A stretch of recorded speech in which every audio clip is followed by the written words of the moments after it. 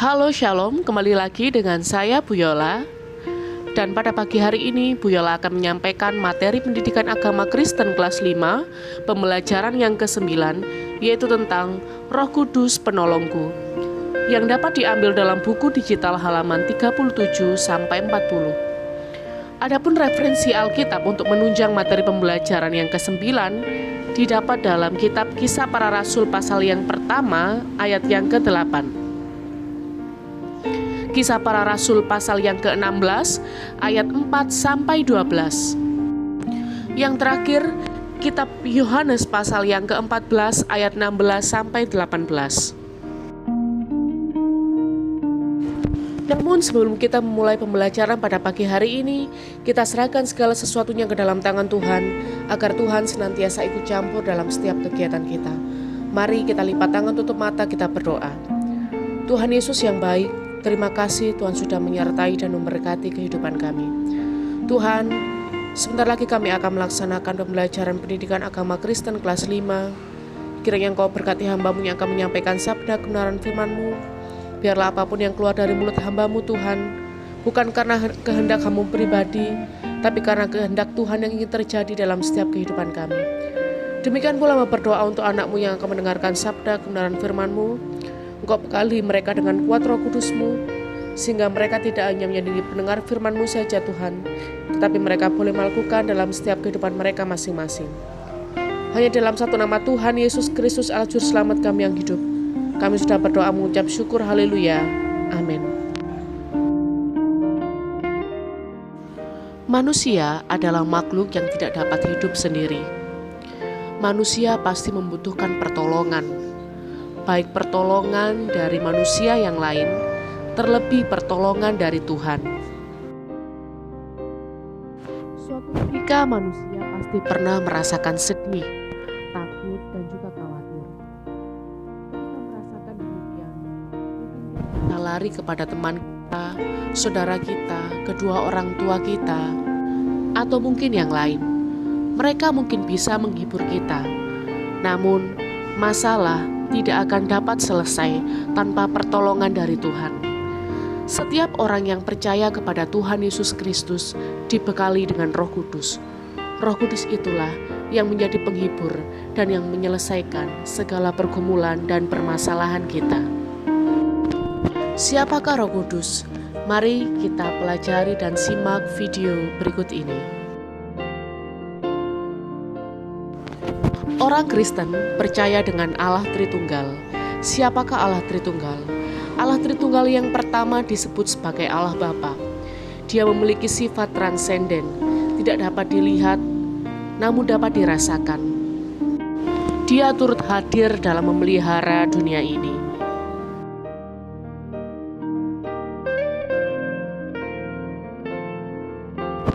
Lalu yang kedua adalah Allah Putra.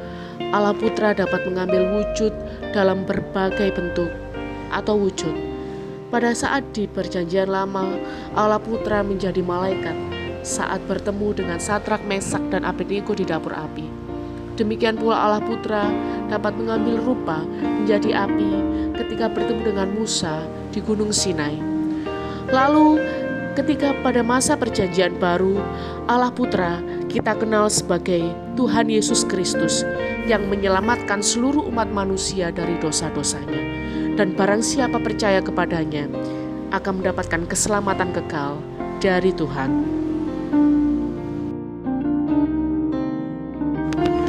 Lalu yang ketiga ada Allah Roh Kudus, yaitu Allah yang hadir dalam hati manusia. Ia yang membimbing agar kita dapat memahami kebenaran dalam hidup ini dengan lebih baik. Allah Roh Kudus hadir pada saat Tuhan Yesus Kristus naik ke surga. Tuhan pernah berjanji kepada murid-muridnya bahwa Ia akan mendatangkan roh penghibur yang akan menghibur setiap hati umat manusia pada saat mereka mengalami kesusahan dan penderitaan. Dan itu terdapat dalam kitab Yohanes pasal yang ke-14 ayat 16 sampai 18.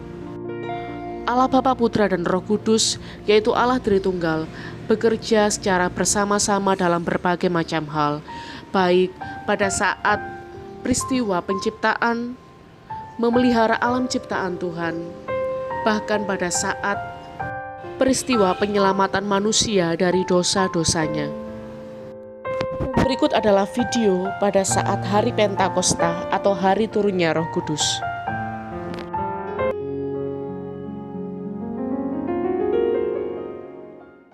Kematian tidak mampu menahan tubuh Tuhan Yesus di dalam kubur. Dan pada hari yang ketiga ia bangkit dari antara orang mati. Sesudah kebangkitannya, selama 40 hari ia berulang-ulang kali menampakkan diri kepada murid-muridnya. Dan menjelang kenaikannya ke sorga, Tuhan Yesus pun berpesan kepada para murid. Jangan meninggalkan Yerusalem. Kisah Para Rasul 1 ayat 4 dan perintah memberitakan Injil. Markus 16 ayat 15.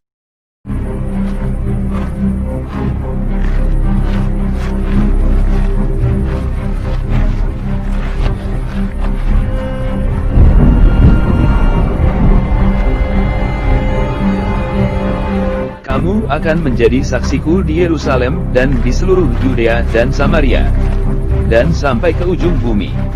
Pergilah ke seluruh dunia, beritakanlah Injil kepada segala makhluk.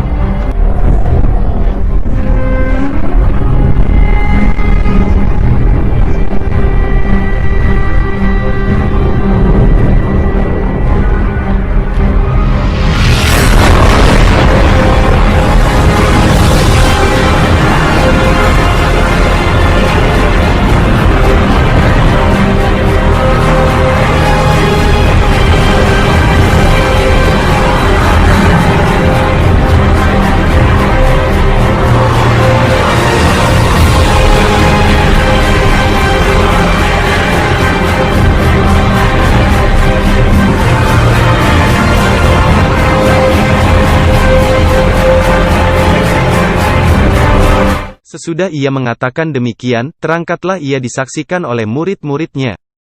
Dan awan menutupnya dari pandangan mereka. Ketika mereka sedang menatap ke langit waktu ia naik itu, tiba-tiba berdirilah dua orang yang berpakaian putih dekat mereka, dan berkata kepada mereka, "Hai orang-orang Galilea, mengapakah kamu berdiri melihat ke langit? Yesus ini, yang terangkat ke sorga meninggalkan kamu, akan datang kembali dengan cara yang sama seperti kamu melihat dia naik ke sorga. Karena itu pergilah, jadikanlah semua bangsa muridku, dan baptislah mereka dalam nama Bapa dan Anak dan Roh Kudus. Dan ajarlah mereka melakukan segala sesuatu yang telah kuperintahkan kepadamu. Dan ketahuilah, aku menyertai kamu senantiasa sampai kepada akhir zaman." Matius 28 ayat 20. Roh Tuhan datang untuk menolong.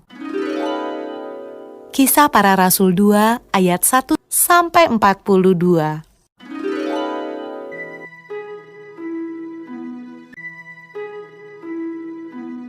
Setelah Yesus naik ke surga,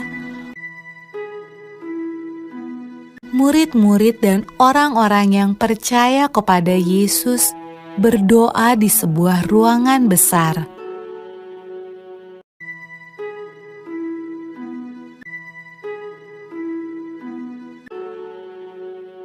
Lalu, sesuatu yang menakjubkan terjadi. Awalnya terdengar seperti tiupan angin yang kencang.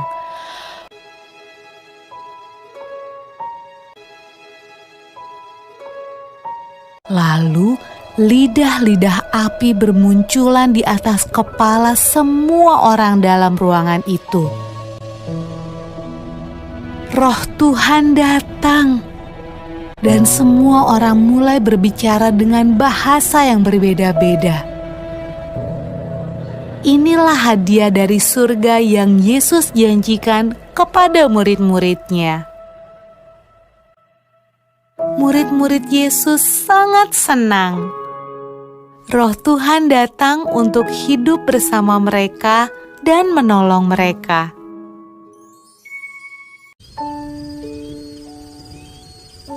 Pada malam ketika Roh Tuhan turun ke atas murid-murid Yesus, ada banyak orang asing di Yerusalem. Mereka berbicara dengan bahasa yang berbeda-beda. Waktu mereka mendengar murid-murid Yesus berdoa, mereka datang untuk melihat suara ribut apa itu.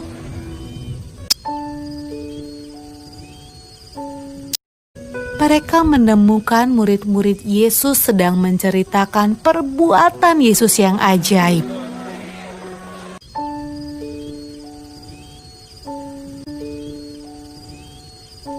Tetapi mereka semua terkejut karena mereka mendengarnya dalam bahasa mereka masing-masing.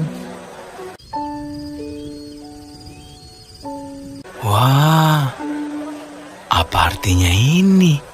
Tanya mereka.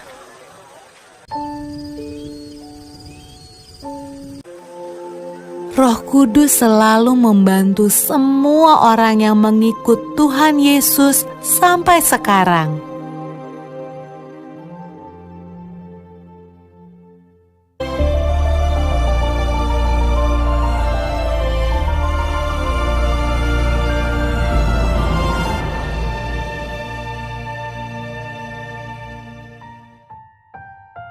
Seusai peristiwa Pentakosta, pelayanan Tuhan Yesus digantikan oleh para murid dan juga para rasul.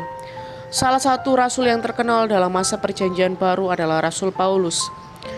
Ketika itu, Rasul Paulus bersama dengan Silas melakukan pelayanan untuk memberitakan Injil Tuhan Yesus Kristus kepada banyak orang. Banyak orang yang akhirnya dikuatkan dan bertumbuh imannya. Ketika melakukan pelayanan di Yerusalem dan meneruskan ke Asia, Roh Kudus melarang mereka pergi di daerah itu. Lalu mereka menuju Troas untuk beristirahat. Di malam itu, oleh kuasa Roh Kudus, Paulus mendapat penglihatan. Ia melihat seorang di Makedonia membutuhkan pertolongan mereka. Paulus dan Silas pun pergi ke sana untuk memberitakan Injil. Kota pertama bagian Makedonia yang dituju adalah Filipi. Selain disebut sebagai roh penghibur, Roh Kudus juga disebut sebagai roh kebenaran, di mana roh kebenaran ini akan memimpin manusia untuk hidup sesuai dengan firman Tuhan. Demikian materi pembelajaran yang ke-9. Biarlah kita dapat meresponi Roh Kudus dalam kehidupan kita, dan kita dapat menjadi teladan dimanapun dan kapanpun kita berada. Mari kita mengakhiri pembelajaran kita pada pagi hari ini dengan ucapan syukur bahwa Tuhan senantiasa masih mengingatkan kepada kita tentang sebuah kebenaran yang terdapat dalam firman Tuhan. Mari kita satukan hati kita berdoa. Tuhan Yesus yang baik, terima kasih Tuhan sudah menyertai kehidupan kami. Tuhan, ajarkanlah kepada kami untuk dapat meresponi Roh Kudus yang sudah Engkau berikan dalam setiap hati kami. Bahwa Tuhan, tanpa Roh Kudus, kami tidak akan dapat mengaku percaya kepada Tuhan Yesus Kristus sebagai satu-satunya juru selamat dalam kehidupan kami.